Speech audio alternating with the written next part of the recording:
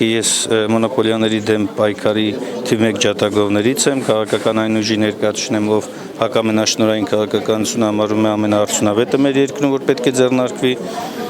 Ես զարմանում եմ ուղղակի, որ ավելի բաց, թափանցիկ եւ համագործակցաբար աշխատանքի ոճը դարձավ եւս մեկ քննադատության առարկա։ Ուղղակի զարմանում եմ, որովհետեւ երբ որ ես դիմում եմ լրագրողներին եւ բազմից եմ դիմել, ուզում եք համատեղ աշխատենք, աշխատենք, ուզում եք աջակցեք, բայց մի խանգարեք։ Հիմա թողեք ավարտեմ խոսքս։ Հիմա փոխանակ լրագրողները, լրատվական դաշտը իրենք մասնակցեն այս գործընթացին, դառնում են միացյալ, միավորվում են այն անձանց հետ, ովքեր որ քաղաքական այս կամ տարբեր շահերից ելնելով փորձում են այս կարևոր գործողությունը նսեմացնել։ Խոսքը չի գնում ամենևին ոչ շուկաների, ոչ ոլորտների,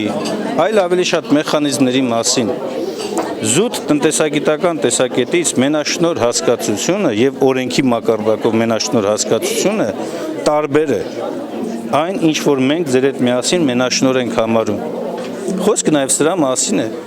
Կարողանալ ստեղծել մի այնպիսի մեխանիզմ համատեղ քննարկումների արդյունքում, որպեսզի արդյունավետ լուծում տան։ Հիմա ես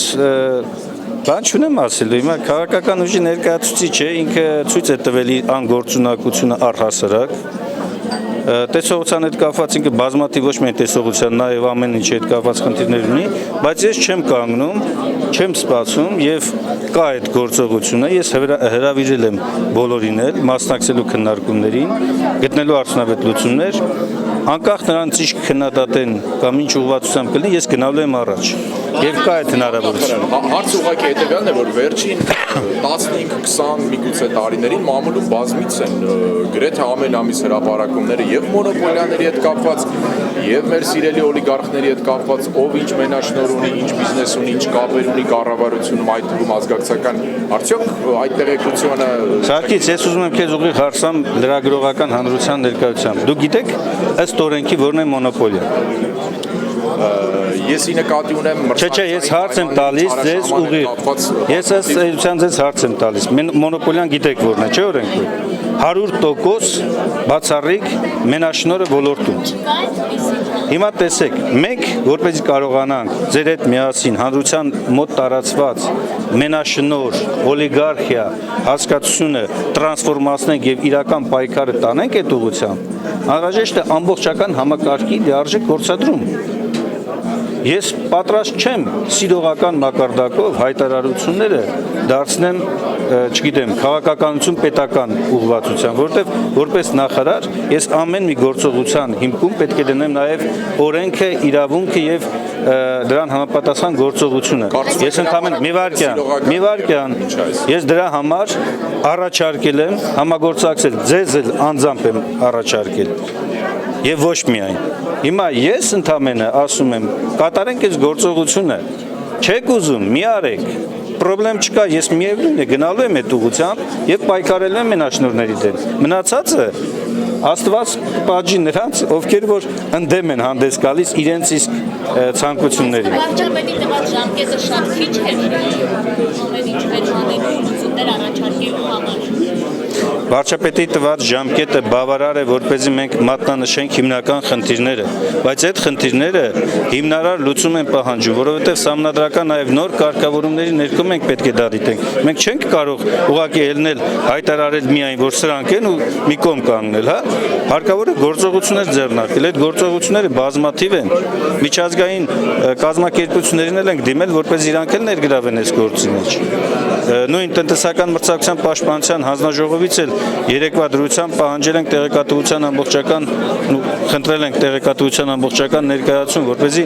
մենք սիրողականից անցում կատարենք ամբողջական համակարգային մակարդակով հարցերի լուծման։ Հասկացեք, պարլամենտում ես աշխատել եմ երկար տարիներ։ Հիմա ես նախարար եմ, շատ հստակ եմ տեսնում տարբերությունները։ Պարլամենտում դու կարող ես հիմնվելով տարբեր խոսակցությունների վրա հայտարարություններ անել։ Գործադրի ժամանակ նաև այդ հայտարարությունները կյանքի կոչելու մեխանիզմ պետք է գործադրես։ Ես հիմա այդ մեխանիզմի գործադրման մեջ եմ, փուլում եմ։ Կա հանձնարարական, եւ ես ասել եմ, ես շատ շնորհակալ եմ, որ այդ հանձնարարականը եղել է, որովհետեւ այդ հանձնարարականի իրականացումը նշանակում է նաև բոլոր այն հիմնական հարցադրումների իրականացում, լուծում, որոնք որ պարլամենտում հնչեցվել են, որը որ ամրագրված է նաև երկու քաղաքական ուժերի համաձայնագրում եւ որը կա նաև նախագահի ելույթում։ Հիմա ձեզ եմ դիմում։ Այո, երեք շաբաթը իհարկե քիչ է մենաշնորհների դեմ պայքարը իրականացնելու ամբողջ ծավալով, բայց դա բավարար է, որպեսզի մենք հատկորոշենք եւ ճանապարհային քարտեզ մշակենք մենաշնորհային ամբողջ տնտեսական կարգը վերափոխելու, ազատ մրցակցային պայմաններ ձևավորելու։ Ինչ որ բան հաջողել է, Այս մեկ ինչ անուններ ասել, ովքեր հաստատ այդ ցուցակում կհայտնվեն։ Դուք ամբողջական տեղեկատվությունը որպես զեկույց կստանաք ինձնից, մի կասկածեք։ Բոլոր հայտնի անունները, որի մասին դուք հիմա մտածում եք կամ կա, բոլոր դրանք կլինեն, բայց ես պետք է փաստարկված եւ հիմքերով ունենամ այդ ամենը վերլուծությունները։ Երբ կլինեն, պարոն Մինասյան, երբ կլինի դա։ Հանրահարականի կատարման արդյունքում եւ ամենակարևոր հարցերից մեկը